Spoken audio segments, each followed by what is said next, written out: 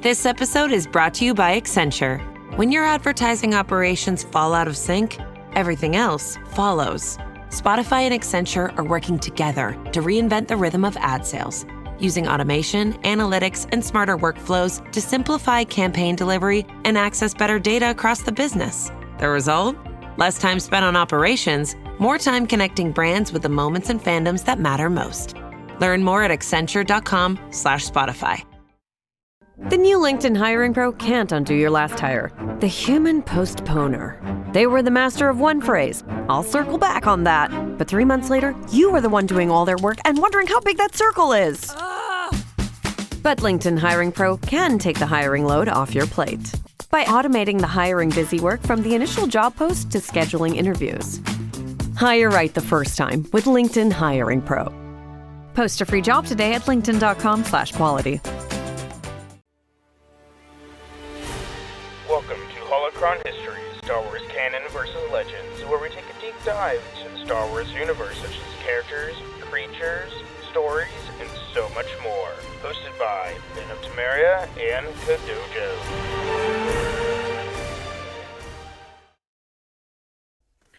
Welcome back, acolytes, adepts, to Holocron History, Star Wars Canon vs. Legends. I am one of your hosts, Brandon, or also known as Ben of Temeria, and always with me is my good friend, Kodojo. Hello there. And today we are bringing you the final part of Asajj Ventress' story so far, because, you know, Tales of the Underworld just dropped back on Sunday. And the first 3 episodes are Asajj Ventress. So we're not going to talk about anything from that, because obviously when I wrote these show notes, it wasn't out yet, so we had no idea what the story was. But this eventually, you know, could tie into it to where you can figure out where everything was going. Mm-hmm. Plus, neither one of us has actually watched it yet. I've watched all of it, so... Oh, you have? Oh, okay, then I haven't watched it yet. Because it took me like 40 minutes to watch all of it, because there were only like 10 to 12 minute episodes. It's super short. Yeah, I'm busy. Fair. That's fair. And now I'm catching up on Andor, so I'm over halfway through season 1, so I can actually start season 2. So, but anyway, getting back into Asajj Ventress' story. So, upon approaching the world where she's I'm trying to remember what world she's getting to. Raxon? Yeah, the capital of the CIS. Yeah.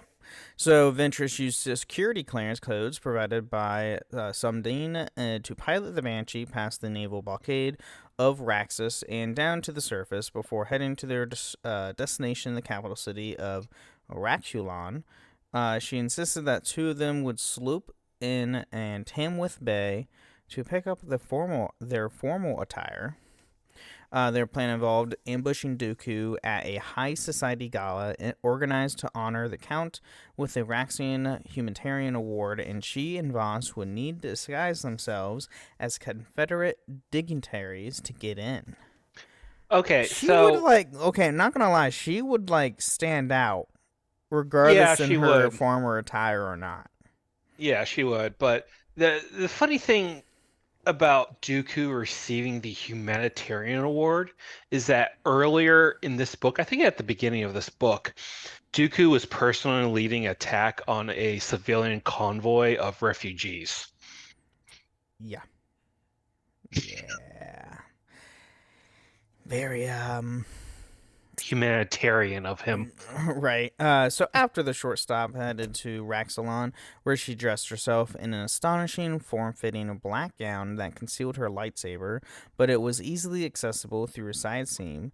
Ventress and Voss were met with their landing pad by Sumdine, who arrived to provide the 2 with passes to the gala. After thanking the Gossam, the Ventress murdered Sumdine to ensure their assassination plot would not be complicated by loose ends. With that, the 2 headed to the gala, where they disappeared among the throngs of guests watching Dooku's address.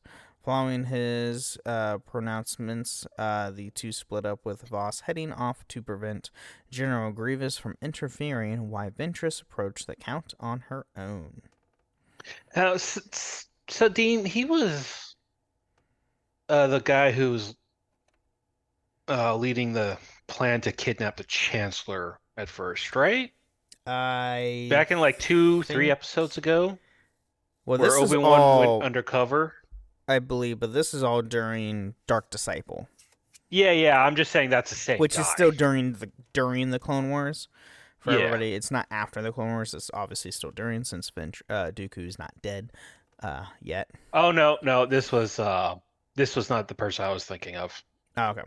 So, in a crowded dining room of gala attendees, Ventress walked up to the cow and revealed herself. Although his first intention was to kill her immediately, he chose not to commit murder in front of guests, intending the event for his humanitarian work. Instead, Ventress told him to meet her on the hall's overlook for a fair one-on-one fight. Despite agreeing, Dooku attempted to hail Grievous to join him, but Voss had already been trapped, the general within the security center.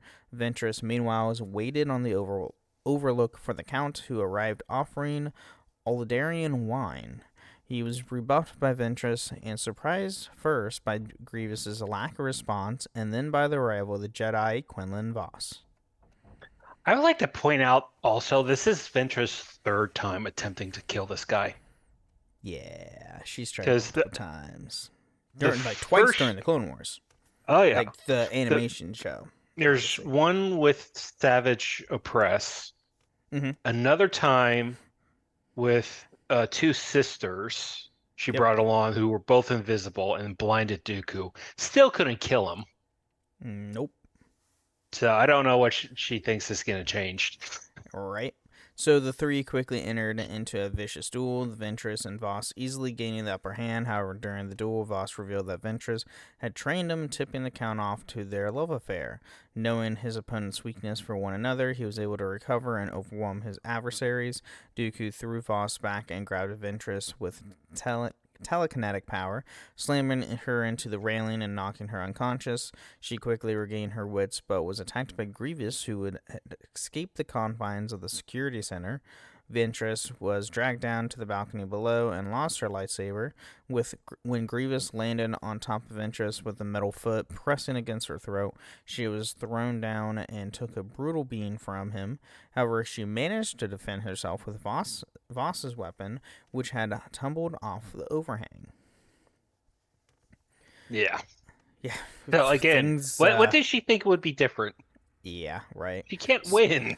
And especially with the freaking cyborg with you. So while Grievous left to aid Dooku against Voss, Ventress fended off the droid attackers and returning to the overhang, only to find her companion deliberated by the Count's force lightning. She attempted to retrieve him as he was being dragged off by battle droids, but was overwhelmed and forced to flee for the sewers of Raxilon.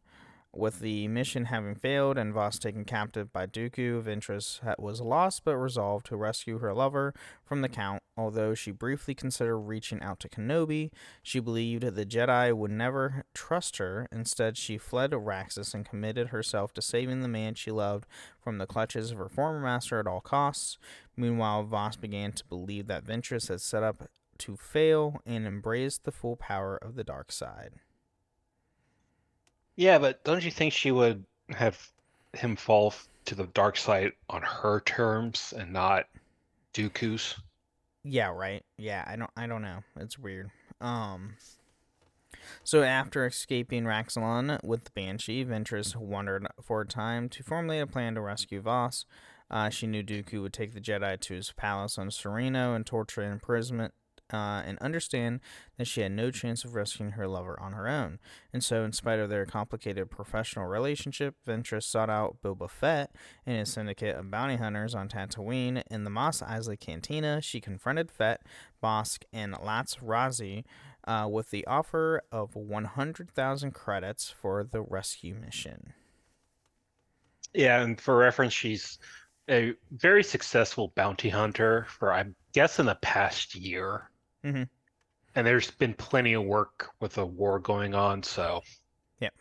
So, although Fett was resistant to working with Ventress after the job on Quartzit, he agreed to join the rest of the team, Bosk, Razi, C21 Heisinger, and the Kuzo hunter Embo, after negotiating up to 250,000 credits for the job. Oh my god, that's a lot.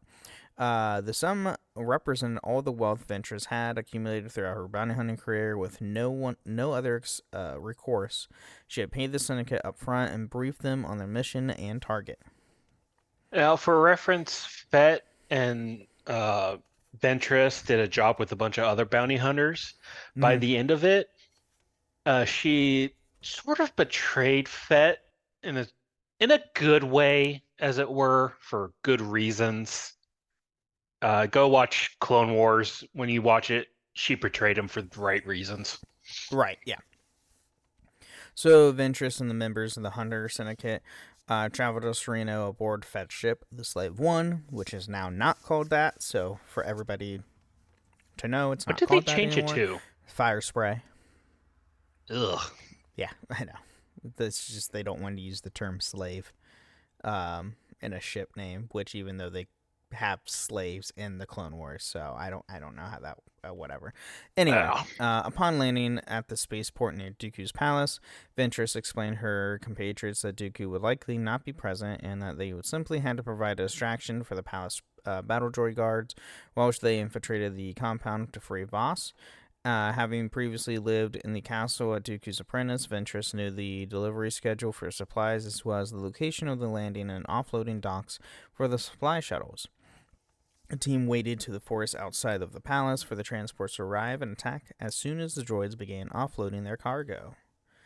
Yeah, I mean, I don't know. Smart. I don't know how much she actually lived in that castle, because as a high-ranking assassin and commander, she would have been out in the field like 90% of the time. Right. Yeah, I have no idea. So when the bounty hunters managed to destroy one of the shuttles, palace security was alerted to their presence, and the droid guards were diverted to the cargo dock from within the compound, allowing Ventress to enter unnoticed. Given a 15-minute window from Fett, she raced through the halls towards the prison block, destroying many droids in her wake. Upon finally reaching Voss's cell, she found her lover broken and sobbing after enduring long periods of torture. That sucks. Yeah.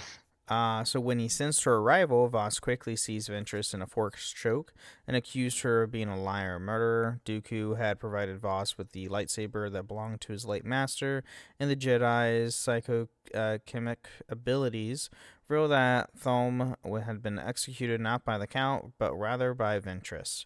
Enraged over the deception, Voss fell entirely to the dark side and believed that Ventress had been manipulating him from the outset of their relationship. He badly battered the woman, throwing her into the wall and engaging her in a vicious lightsaber duel. Man, it's been a while since I've listened to this book because I don't remember any of this. So although Ventress pleaded with him to pull back from the depths of the dark side and flee the palace with her, Voss was blinded by anger and refused to leave with the woman he had once loved. Ventress was repeatedly wounded and nearly overpowered by Voss, but she still intended to take him away from Sereno, and so she retreated back towards the docking zone in the hopes that her bounty hunter compatriots could help subdue him. Yeah, I'm wondering if Dooku just didn't lower his defenses in his castle just for this situation. Oh, I bet he did. I wouldn't doubt it. So, however, upon emerging from the palace, she found that the hunters themselves were nearly overwhelmed, although they had managed to subdue a quarry of their own, Count Dooku. The Count had indeed been in the palace and went to confront the intruders, but was entrapped in a incapacitating webbing and held at blaster point by Bossk. Despite having the Sith Lord captive, the bounty hunters knew they could not hold against the battle droid hordes, and so retreated into one of the cargo shuttles with Ventress in tow. However, although she wanted to stay and reach through Voss, she witnessed him rush to aid Dooku and finally realized that he had embraced not only the dark side, but the Sith Order itself. Yeah. Dun, dun, dun. I mean, Dooku was once a respected member of the Jedi Order. Mm-hmm. And then, after he tortures you and shows you, well, your previous mentor, she's a bit of a liar. Right. Join me. Right. We have cookies. Filled with regret and believing she had exhausted her options, Ventress resigned herself to the idea that Voss was now entirely in Dooku's grasp. After the failed rescue attempt on Sereno, she decided to reach out to the Jedi to let them know that what come of her former lover. To that end, she returned to Coruscant, where she knew Voss had been meeting with Kenobi before she took him to Dathomir. She found the Jedi in a bar in level 1313. Reference. And explained to him that his compatriot had joined the Count, and the two former adversaries shared a drink in silence before parting ways. Over the following months, Ventress moved back to level 1313 and fell into a deep depression, exacerbated by alcoholism and severe insomnia. She returned to work as a solo bounty hunter, but was hunted by the thoughts of Voss, who had since gained galactic notoriety as Dooku's new right hand under the moniker Admiral Enigma. She was increasingly paranoid that her former lover was still enraged by her deception and was sending agents to kill her. That's a safe assumption. Right. And then on one evening, she suspected that Voss's assassins were following her home from a bar, so she ambushed her stalker, first assaulting the individual with telekinetic force before holding the would-be assailant, a Mayron male, at saber point. The Mayron offered no resistance, instead explained that he was Akar Deshu, a Jedi Knight and close friend of Quinlan Voss. Against the will of the Jedi Council, Dash sought out Ventress to ask her help to retrieve Voss once again. Although she was wary of the Jedi Order and embitterment against the Council for their earlier efforts to deceive her through Voss, she agreed to help the Mayron after taking stock for the pathetic state of her life in the recent months. Sort of a sobering wake-up call, but I just like to point out how many Jedis are starting to defy the Council because of their decisions. I also like to point out that Samuel Jackson is on said council making such decisions. And Samuel Jackson also was in a different movie series saying, I recognize the council have made a decision. Considering it's a stupid-ass decision, I elected to ignore it. Yeah, both properties owned by Disney. So Ventress followed Dash to the Jedi Temple, where he presented her to Obi-Wan Kenobi and Anakin Skywalker, and explained that he had recruited the Night Sister to help her recover Master Voss. Although Skywalker still held a deep resentment for Ventress, Kenobi was sympathetic to her relationship with Voss and agreed to take her before the Council with assurance that no reprisal would be enacted for her past crimes. Oh, okay. Interesting. The four of them arrived at the High Council chamber during a meeting between Jedi Masters Yoda, Mace Windu, Ki-Adi-Mundi, and Shakti, and Plo Koon. The five counselors were surprised by Ventress's appearance, and all but Yoda quickly rose and reached for their lightsabers. Windu held a particular animus towards the former separatist and declared his intentions to arrest her on the spot, but was stopped from doing so by Kenobi and Yoda. Because Yoda, he sees through much of everything. Yeah, and plus he's old. Obviously, Palpatine, that's the one thing he could never foresee. Plus he's old. He's old. He's only got so many fights in him. Yeah, he can only do so much. At that point, and in this point of his life, he was just more of a guidance counselor than anything else. Not a very good one. Well, yeah. So the Jedi agreed to hear her out again, began questioning her relationship with Voss and what she exposed him to be to in preparation for the attempt on Dooku's life. Ventress admitted for having been Voss's lover, but denied that she taught him the ways of the dark side. Rather, she intended to train him only in measure use of the dark side to counter Dooku's own strengths, but ultimately pushed him farther than intended in the hopes of better protecting him. After charging that the Jedi were also complacent in Voss's fall, she explained that she still cared for the man, but even her love for him would never entrance her to rejoin the dark side. Entice her to rejoin the dark side. I like to point out that she says, hey, I might have trained him, but you guys pushed him towards me. You guys Yeah, pushed him towards this path. true. Yeah, and I love how she says like her love for him would never entice her to rejoin the dark side, showcasing it's like I'm done. I'm going to be walking in the path of the force, but like not with the dark. Grayish. You would say it was a Yeah, but grayish path. yeah, you could say it like Grayish. that, but too bad Gray Jedi don't exist. That's not a thing. It's an orthodox. It can't exist for anybody. Like we talked about that on our Gray Jedi episode with me and Teacup. Gray Jedi as a fan made concept does not exist. Just for all you to know. So, in a closed-door meeting after Ventress's negotiation or interrogation, the council debated her role in the current crisis. Although several members of the council did not trust the Dathomirian, her testimony convinced Yoda and Kenobi of her genuine affections for Voss and desire to see him saved. In his capacity as Grand Master of the Order, Yoda authorized Kenobi to lead Ventress and Skywalker on a mission to capture and redeem Quinlan Voss. I wouldn't say redeem, but definitely capture. Yeah. So, just as they concluded their meeting, the council received an intelligence communication from Admiral Wolf Yularan, who had been tracking Dooku and Voss, and learned that Admiral Enigma was allegedly on a Providence-class dreadnought en route to assault Terrace.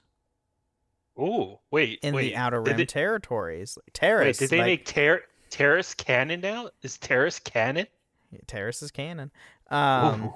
No, with their apparent location set, Kenobi asked Ventress to join him on the mission. Although she was still hesitant to work alongside the Jedi in any official capacity, she agreed that Yoda offered her a full pardon for her war crimes in exchange for her efforts to recover Voss. Oh wow, Yoda, that's nice.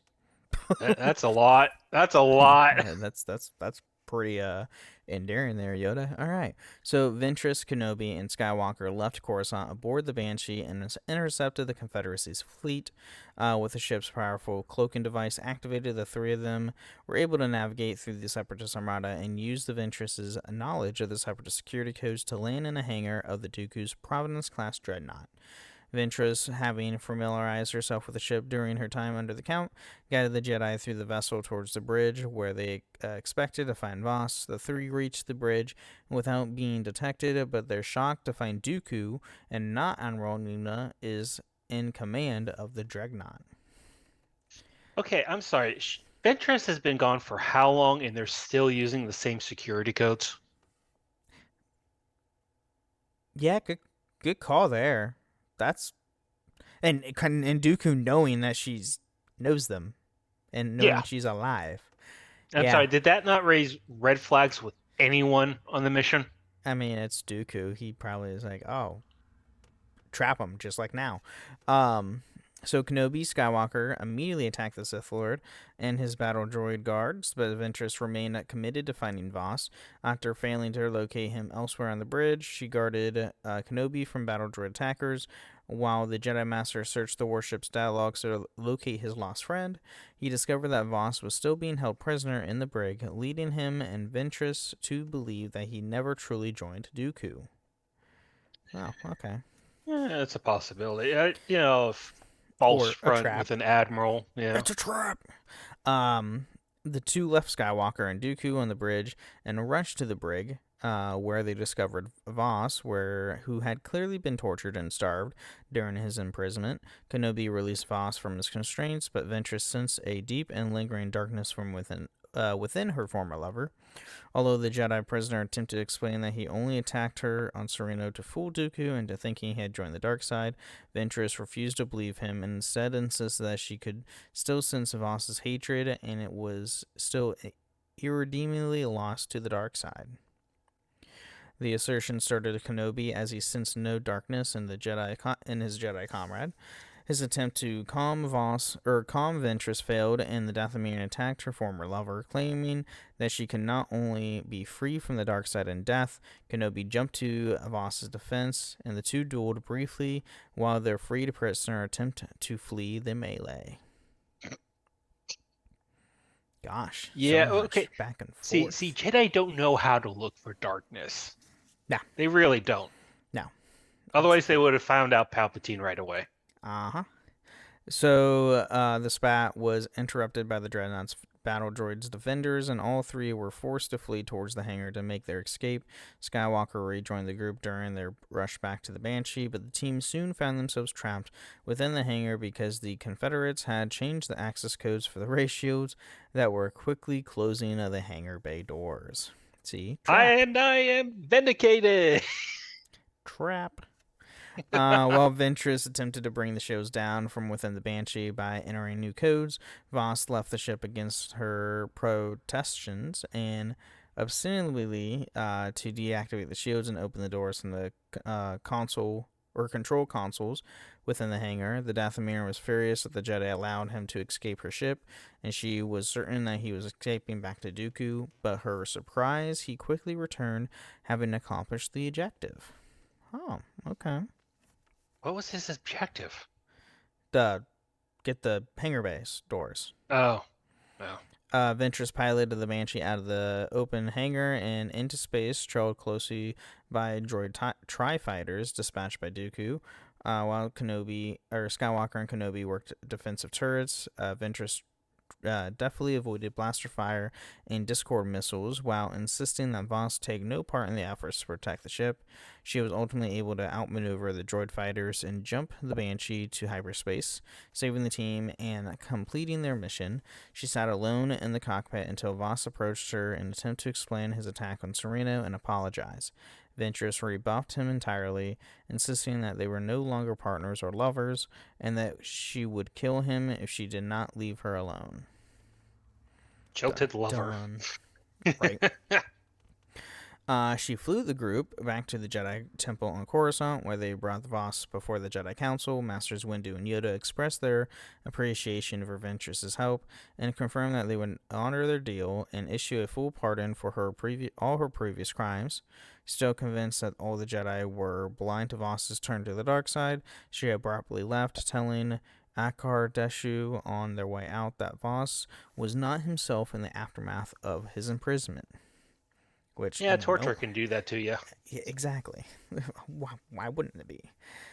Before she could finally make it out of the temple, Voss caught up with her and once again attempted to explain himself and offer an apology. Although Ventress was forced to question whether or not she was right about his fall, she ultimately decided that it made no difference. He had returned to the Jedi Order, so their relationship was at an end anyway.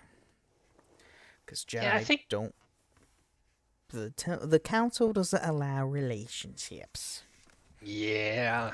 I wonder how that worked out for them in the end. Which, we'll see. But at this point, let's take a quick mid-break, thank our patrons, and we'll be right back.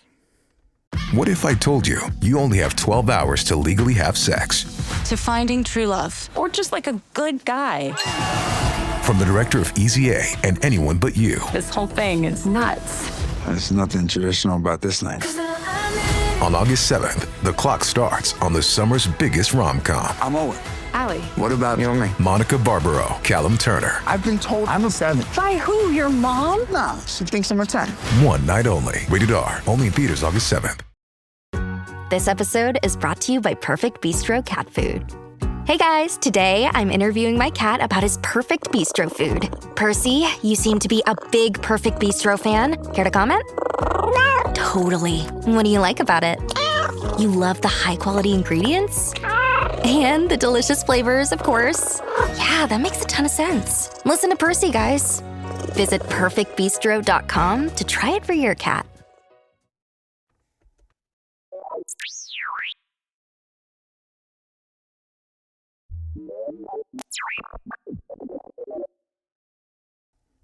All right, welcome to the Miller Show. We're talking about everything with the podcast. It has nothing to do with the lore of Star Wars. Here, we want to thank all our amazing patrons. Thank you guys so much for supporting the show. And if you too want to support the show, you can go to patreon.com/holocronhistories, where you can get ad-free episodes or even join us once a month on the show itself. You can also leave us Apple and Spotify reviews. You leave a 5-star review on Apple with some words or a nice Spotify comment. We'll read it out loud the next time on the show. which we do actually have a few this time. We have one on our Origins of the Jedi episode, which was episode number 3. From OP Ninja saying, great podcast. I love how it differentiates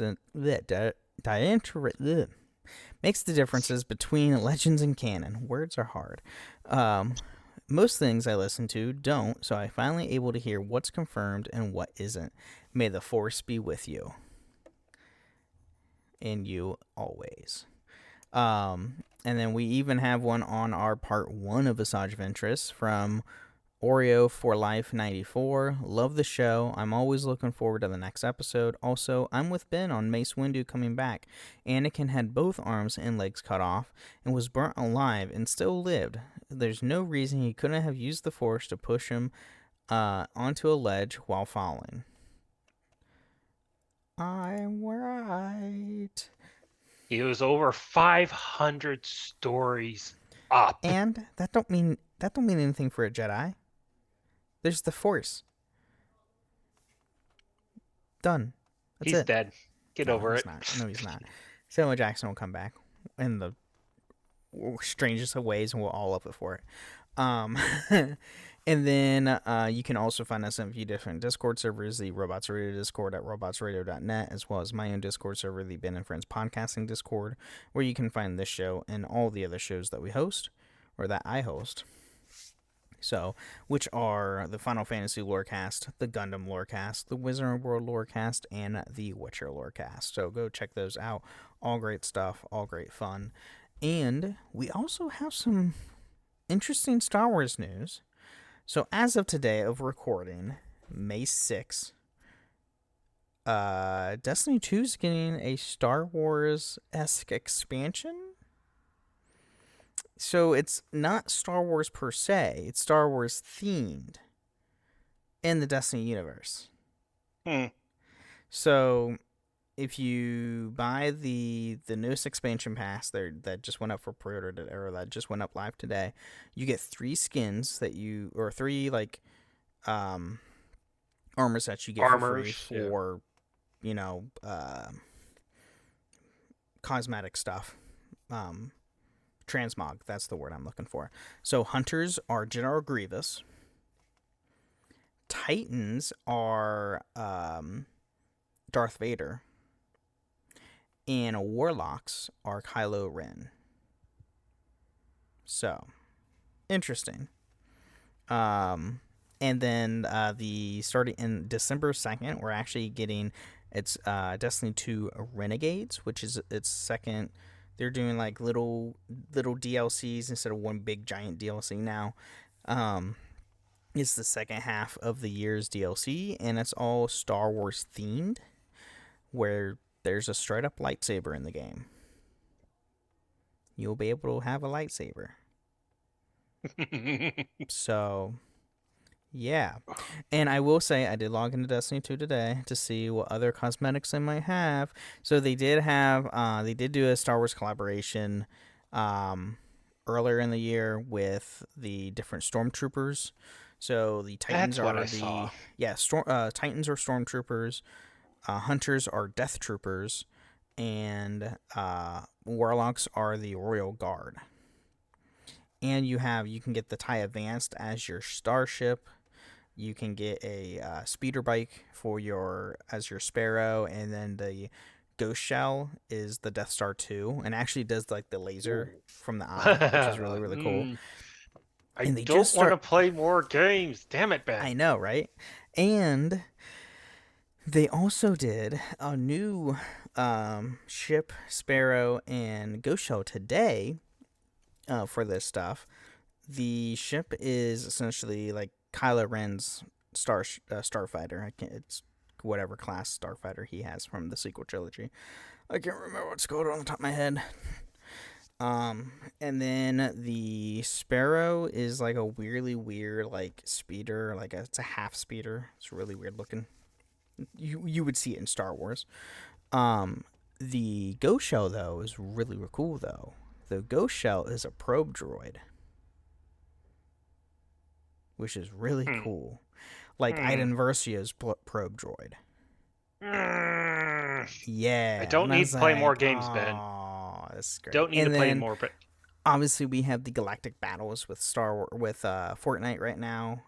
Star Wars is doing a whole themed Fortnite Galactic Battles theme stuff right now from now till June 7th. And there's a whole battle pass specifically all Star Wars. It's been out for less than a week, and I may have already completed over half of the battle pass because it's a lot of fun. They're adding General Grievous and Mace Windu as skins. You can, the Luke Skywalker and Lando skins were leaving today, sadly. But if you connect your Epic or Disney Plus account to your Epic account, you get a free First Order Stormtrooper skin.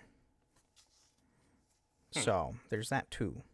But yeah, it's a lot of fun. A lot of Star Wars stuff. Lots of Star Wars, which the Destiny 2 thing threw me off, threw me for a loop. That it's like an actual expansion thing. It's not like a collaboration out of nowhere. It's just it's a full expansion. But yeah. Oh, and I am playing more SWTOR recently, so if you want to join us on the Shatil Shan server, let me know in either of our Discords. I have a guild for the light side for the Republic. I still need to make one for the Empire. So if I need myself and 3 others to make a guild for the Empire, if you guys want to do that. So... I'm sorry, but I'm done with SWTOR. I can't go back. Sure you can. I can't go back. I finally got over that fix, man. You can totally do it. Just play a little bit more FF14 and then jump back onto SWTOR. It's just easy enough. But with that being said, let's get back into more Asajj Ventress.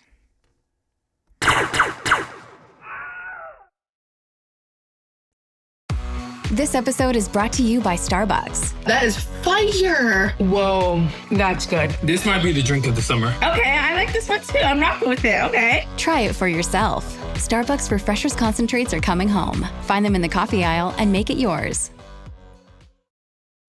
Visible puts the ultimate wireless hack in the palm of your hand.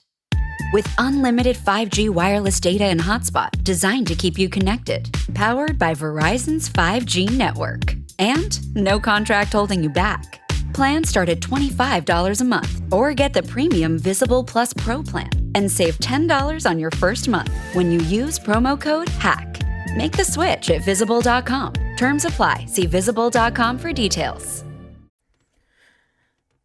So, in the month following the rescue, still in the final months of the Clone Wars, Ventress returned to her life of solitude but remained conflicted over her relationship with Voss. Seeking some measure of closure, she traveled back to the Pantora to visit the bar where she and Voss had first formed their partnership. To her surprise, Voss had already come to the bar in hopes of finding her. He attempted to again explain his attack on Sereno and assured her concerns that he had truly joined the Sith, but Ventress remained wary and dismissed the consolations. It's like that one ex who refused to let it go and has to explain everything. Yep. So, although she was no longer sensed the dark side and malevolence in him, she knew he rejoined the Jedi Order and again accepted their vows of non-attachment. Voss, who was still dedicated to Ventress and unwilling to let her pass from his life, insisted that he would leave the Order in the near future, but only after helping the Council defeat Dooku. Against her suspicions, Ventress accepted the promise, and the two resumed their affair. Because, yes, I don't know. Old habits. Relationships. Falling back on old habits. The two regularly met in secret on one of the Coruscant's large floating parks, where they could find privacy from Voss's Jedi superiors. During one of their rendezvous, Voss informed Ventress that the Jedi had tasked him with completing his original mission, the assassination of Count Dooku. Ventress was shocked and begged that he had abandoned the mission and fled with her. But Voss was insistent. After a string of blundered missions against the Confederacy, the Jedi Council suspected that Voss had indeed fallen to the dark side and was leaking classified information to Dooku. The mission was their final attempt to discern the truth of his allegiances, although his motives were largely unknown to Ventress. Nevertheless, she insisted that she would join Voss for the attempt once again. Three times wasn't enough. Maybe 4 times will be. No, 4 times the charm. No, it's not. As we see in Revenge of the Sith, that's not how he dies. Together, Ventress and Voss return to the Jedi Temple to meet the Council in the Situation Room. Although most of the Jedi present were enraged that Voss would bring Ventress to the Temple, this time without forewarning, they ultimately accepted her presence and went about their business of planning the attack on Dooku. Kenobi presented Voss and Ventress with the data on the current Separatist military activity, and Ventress was able to identify the theater that Dooku and General Grievous would take the greatest interest in, the battle over Christophsis.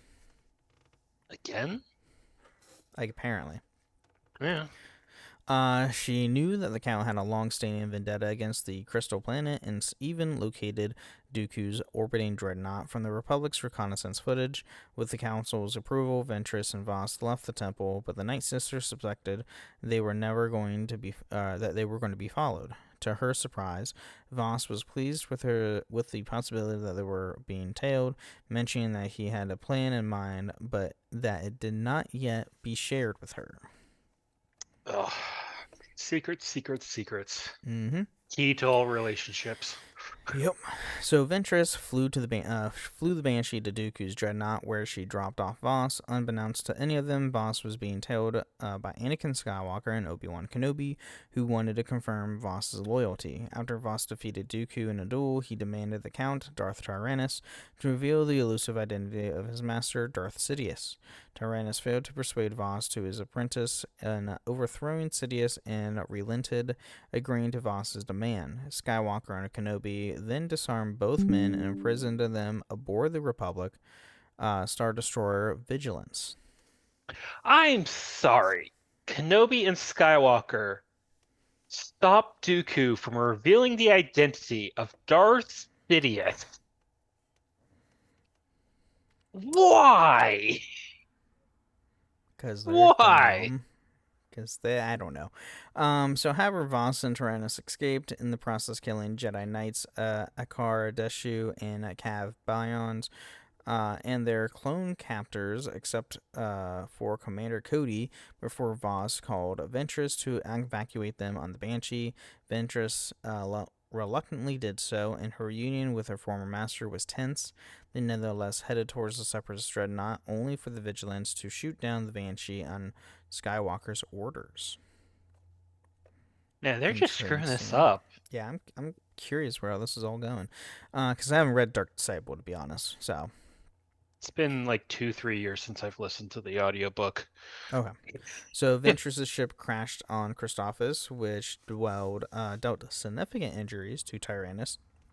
But the trio made their way to nearby Christophsis Separatist Tower. Kenobi secretly contacted Ventress via hologram, informing her that Voss had fallen to the dark side and asking her to make Voss surrender, or else he would be executed.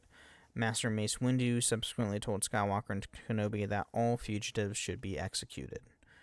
Oh, dang. Okay. Yeah, he's going for blood today, isn't he? Upon reaching the tower and its hundreds of battle droids, Tyrannus was told that Lord Sidious had been trying to contact him in a hologram chamber. Tyrannus demanded that Ventress and Voss leave him, but they refused, standing in the shadows where they could not be seen. Ventress, watched as Darth Sidious hologram inquired about Quinlan Voss.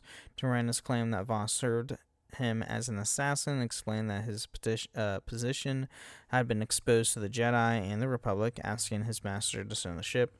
Sidious, whose features were hidden by his cloak, simply responded, "Perhaps," and ended their transmission.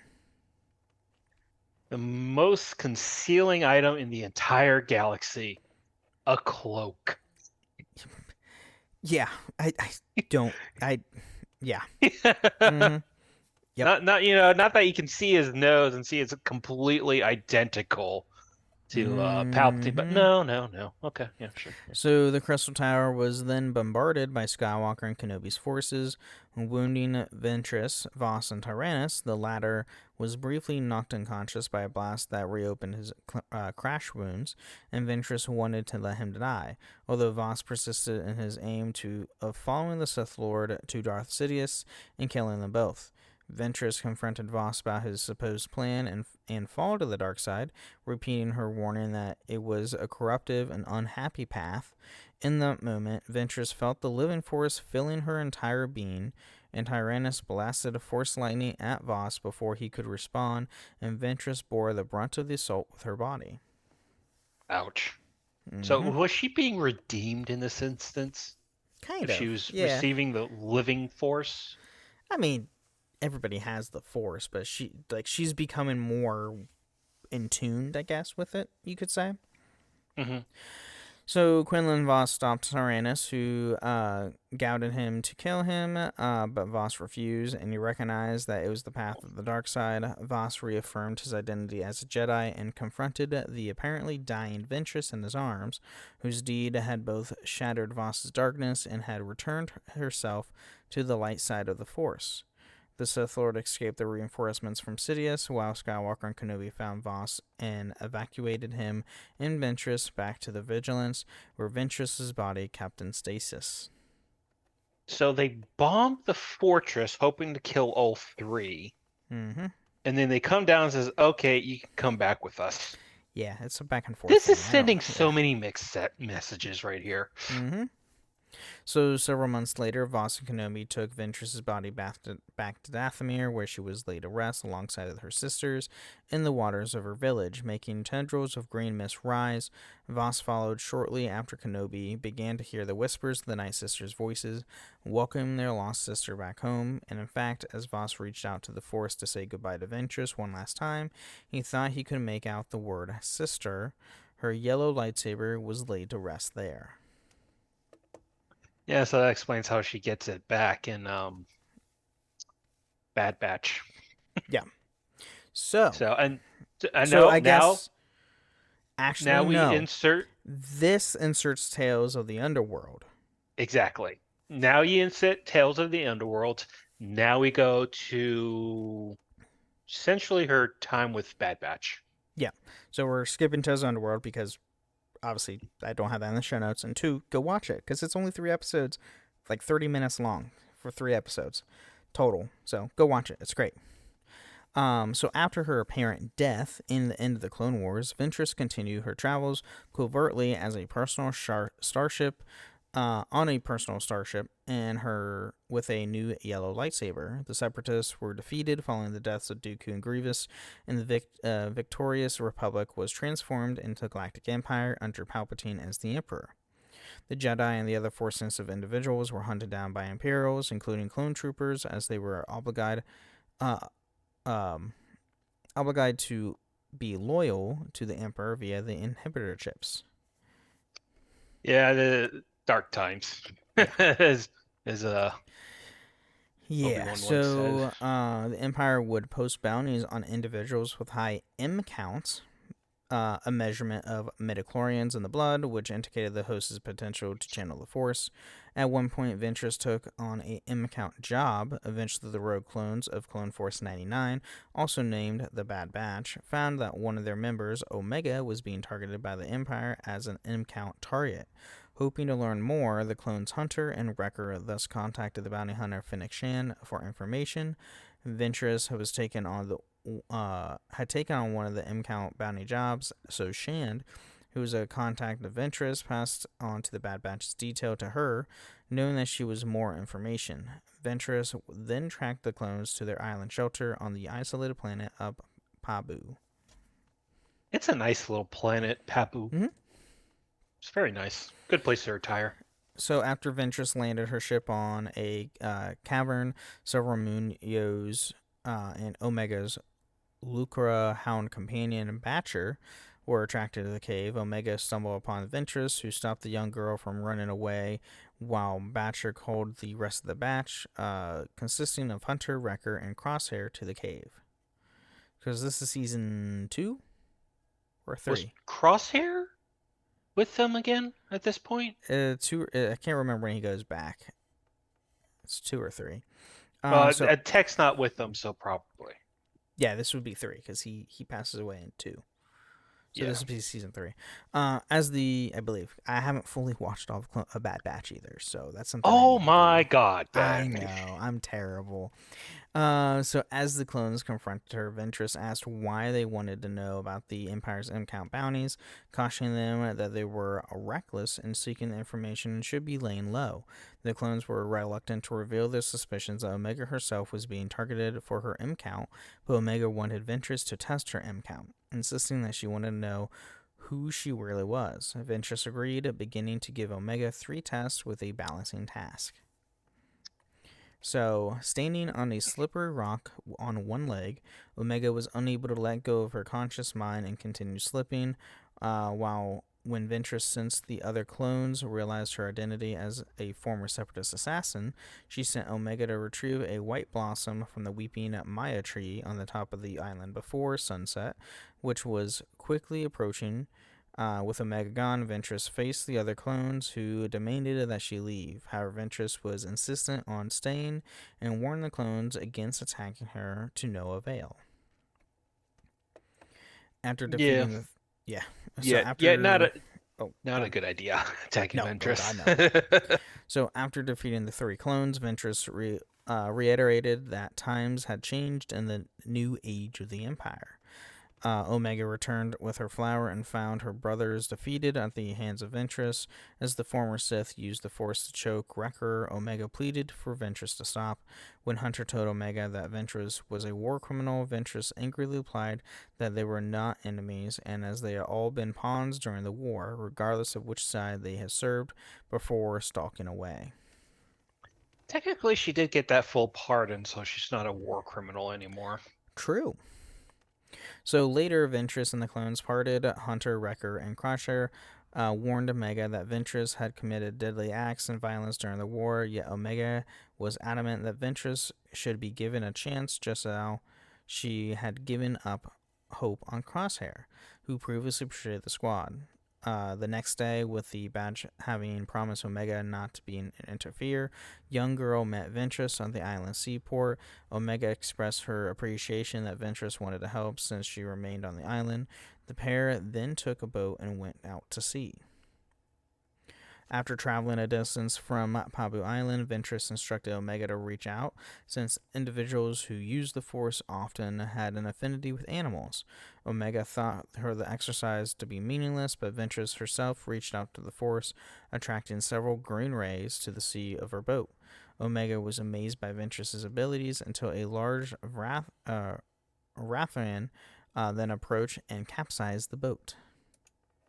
We're going to need a bigger boat. Yeah, it's because these things are huge.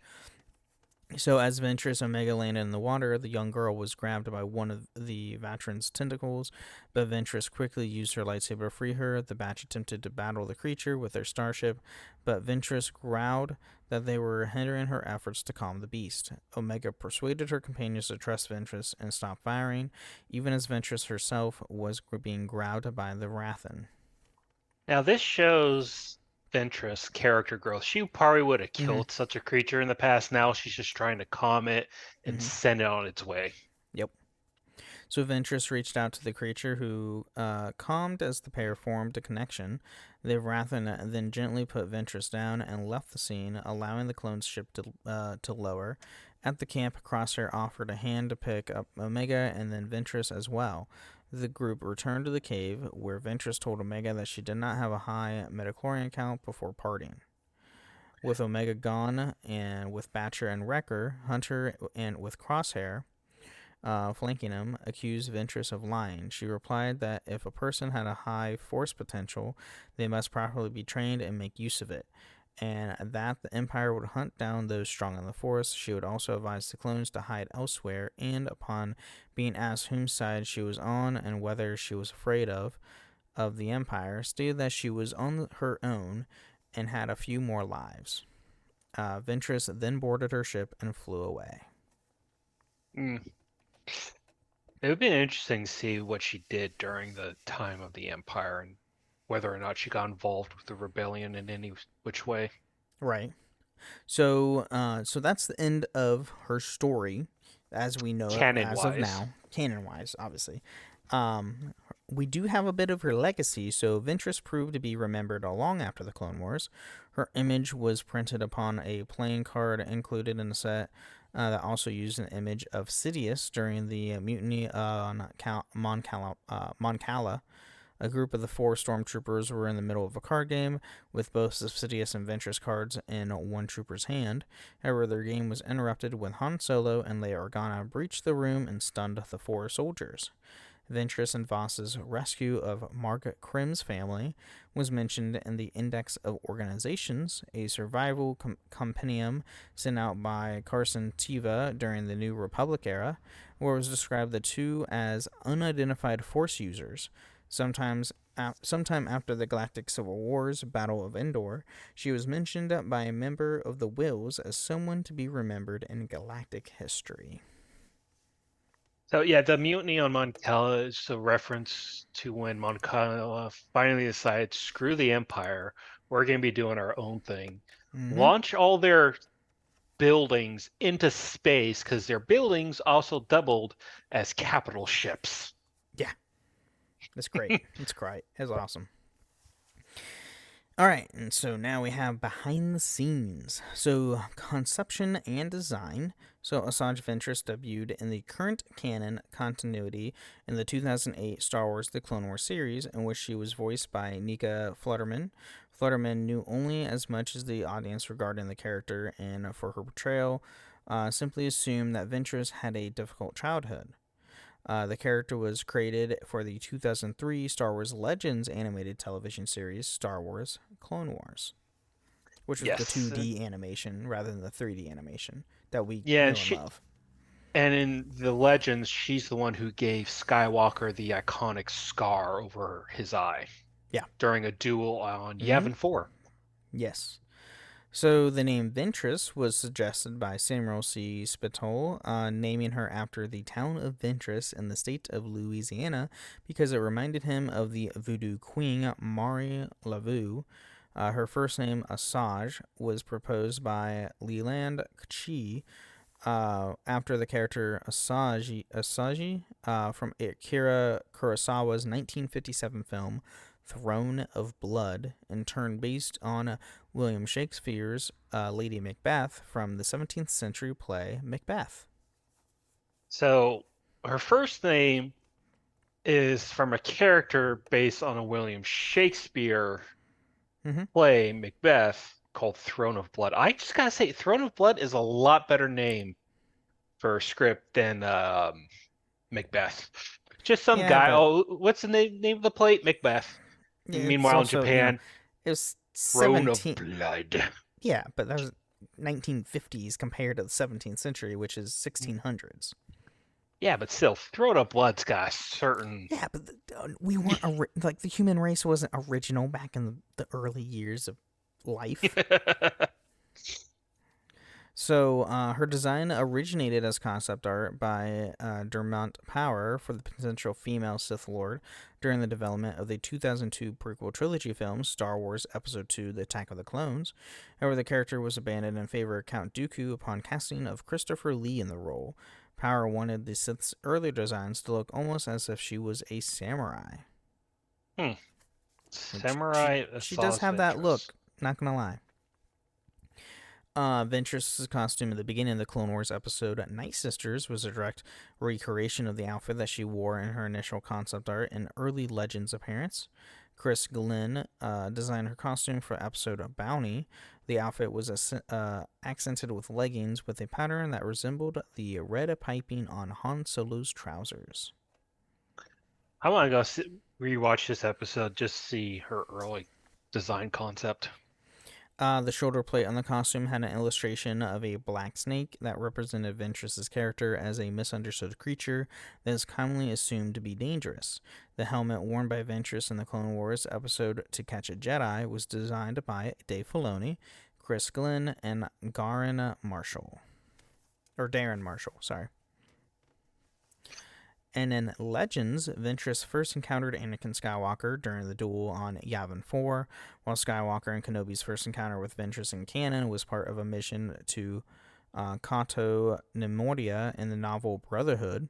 However, author Mike Chen revealed that Skywalker's mention of fighting other agents of Dooku by that point that he could read as a reference to the Yavin 4 duel. As Chen explained, the duel can still have happened in canon, but Skywalker was unable to see his opponent was Ventress because of the rain and darkness around them. And indeed, in Brotherhood, Skywalker also notes that he thinks he was seeing Ventress's fanblade Starfighter before, and Ventress displays a familiarity with him by revealing that she knows his name, much to Skywalker's surprise. To be fair, Skywalker is a very high-profile Jedi. Oh, yeah. Even at the beginning of the war, Palpatine made it his mission to glorify Anakin because he was going to be his next apprentice. So exactly. He was building him up from the beginning of the war. Yep. So moving on to Dark Disciple. So Dark Disciple, the 2015 novel focusing on the character, is based upon 8 episodes planned for the unfinished 7th and 8th seasons of the Clone Wars. The first illustration showing Ventress with her hair grown out while also developed for the series. Dave Filoni explained Ventress's shaved head symbolized her loyalty to the Sith philosophy. I wonder what part of the Sith philosophy requires them to be bald. Right, I know. I have no idea. No one told Sidious or Dooku. Right. I would say the same thing to Vader, but, Anakin was burned, so that doesn't really apply to him. Extra crispy. Right. So Ventress's yellow lightsaber was designed by Will Nichols for the Star Wars The Clone Wars television series. It was scheduled to appear in 8 episodes starring Ventress and Quinlan Vos. The show was canceled, however, before the episodes were finished, and the story was instead adapted into the novel Dark Disciple by Christy Golden. Nichols posted the concept design of the lightsaber in his portfolio in 2016. The lightsaber's concept design was later used in the revived Season 7 of the Clone Wars, being used as half of Maul's lightsaber. Wasn't she using a yellow lightsaber after she left Dooku at some point? Yeah. For a while, after a certain point, she got a yellow lightsaber, yeah. Yeah, okay. And then Fate in Future. So Ventress is going to be revealed to be survived her fate in Dark Disciple to make her appearance in Star Wars Resistance, specifically the episode The Relic Raiders. In this appearance, she would have dueled Supreme Leader Kylo Ren. Her role, however, was later changed to accommodate the original character, Mika Gray, instead. The design was apparently made by Dave Filoni, who had earlier pitched her appearance on the show. Resistance writer and executive producer Brandon Amon admitted that he initially thought that Filoni may have been joking about the idea before realizing it was a serious suggestion. Why would you think Dave Filoni would be joking about something like that? Well, it's specifically Star Wars. Plus, it's a good thing she didn't fight Kylo Ren. Otherwise, well, Kylo would have had a worse of a attitude. Or no, because the 3 sequel trilogies wouldn't have happened because she would have just slapped Kylo Ren. Oh, good point. So as Mon worked on the script for the episode of The Relic Raiders, Ventress remained in the story's plans until the near end, when she was ultimately written out in favor for the character Mika Gray. Filoni's reasoning for ultimately not including Ventress was based around the notion that Ventress' appearance would take too much attention away from the main cast. Well, no kidding. No duh. That obviously that was going to be the case. And then Ventress eventually made her return in animation with 2024's The Bad Batch Season 3, which would align the previous storytelling from Dark Disciple, in which she apparently died. Her databank entry on StarWars.com was updated, removing the mention of her giving her life to instead more vaguely note she sacrificed herself by taking most of Count Dooku's Force Lightning. The entry teased her return by noting that her sacrifice was not the end of her story. In an interview with The Direct, Bad Batch supervising director Brad Rao, after once more affirming that they would not contradict Dark Disciple, teased that Ventress could return in future projects. He stated that the Bad Batch would not answer every question fans had, and that those may instead be addressed in other stories, aka Tales of the Underworld. Well, here's the thing. Her appearance in Bad Batch answered 0 questions and only made a lot of questions. Which then were answered in Tales of the Underworld. At least her return. Yeah. So, non-canon history. So, the Star Wars Mythos art print, Asajj Ventress Ascension by Darren Tan, was released in 2020 by Sideshow Collectibles. Tan envisioned the piece as a reimagined Ventress who had arisen to become the new leader of the Night Sisters. Another Mythos piece, which depicted Ventress in the same clothing but identifies herself as a Sith assassin, is a statue that features Ventress standing over a Surian skull while she readies for battle. Now, 2020. Now, in my mind, that means that she would have had to kill Mother Talzin for that. Right. Because there's no way Talzin would just step aside. Yeah, fair. But this is also the version of her from Legends. So yeah. And then contradictions, apparently. So the official Star Wars Fact File Part 112 states that Ventress built and designed the yellow lightsaber she wielded in the novel. According to it, after she acquired the Kyber crystal under unknown means, the Kyber, as always, had taken its color from the emotions of its wielder, which is why it was yellow. However, the Ultimate Star Wars New Edition later confirmed that she did indeed secure the yellow lightsaber on the black market, as she had claimed in the Dark Disciple. Now, yellow crystals, we don't know how they're made because only Temple Guardians wield yellow lightsaber. Yeah, Temple Guardians only have the yellows. It's so just reflected in the. So when you pick up a Kyber crystal, it's clear, it's translucent. When you pick it up, depending on if it resonates with you, it changes color. Depending on the person. That's it. Yeah. That's all we know. Yeah, but that was the old legends. And no, outside that's the current, temple. That's current canon. Oh, is it? That's current canon stuff. But we have never seen a yellow lightsaber outside of the Temple Guardians, though, besides Asajj Ventress. So Ahsoka. Hers was a lime yellow. Her Shoto blade. Yeah, that's true, but we don't know how it got to that color either, or explain why. Now, in Legends, in Legends, blue was a guardian of the Force, green was the counselor, counselor, and yellow was a sentinel. Correct. And sentinels hunted down Sith and Sith artifacts and dark side. Correct, more or less. And they were in between a guardian and a counselor. A counselor, yeah. So, and last but not least, in its 100 Best Ever Heroes and Villains feature, in which it ranked Ventress among the 100 greatest characters to exist within the prequel trilogy era, Star Wars Adventure 12 mistakenly claims Ventress ended her journey as a Jedi Padawan, when in fact she was a Padawan before falling to the dark side. To be fair, Star Wars Adventures 12 is a comic for everybody. Okay. To be fair, she did it her journey as a Jedi, Padawan, technically. Correct. As a Jedi, so. Yeah. But yeah, that's what we have on Ventress. So, pretty cool stuff.